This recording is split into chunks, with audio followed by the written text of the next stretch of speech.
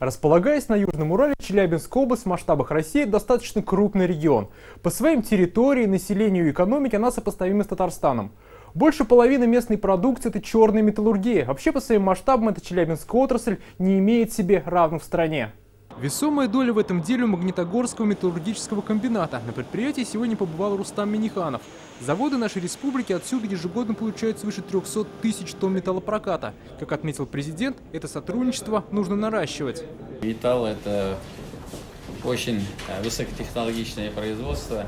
И я могу сказать, что то, что здесь сделано, это новая технологическая революция 4.0, вот она здесь уже по многим производствам реализована. С Магнитогорским комбинатом в этом году в Алабуге открыли совместное производство – сервисный металлоцентр. Дальнейшее сотрудничество в этой и других сферах Рустам Минниханов обсудил с губернатором области. Так, в планах создать совместное предприятие в медицине по ПЭТ-диагностике онкологических заболеваний. Такие шаги уже в ближайшее время должны увеличить товарооборот между регионами чуть ли не в 2 раза. Наши экономики, они точно не конкурируют, они точно друг друга дополняют.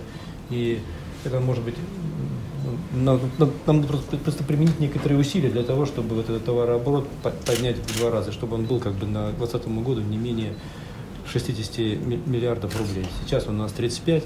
Челябинская область – это регион с большим татарским населением. Татар здесь около 200 тысяч. С местным активом сегодня встретился Рустам Минниханов. Поговорили о сохранении родного языка, обсудили открытие в области корпункта нашего телеканала и запуск прямого авиасообщения между Казанью и Магнитогорском.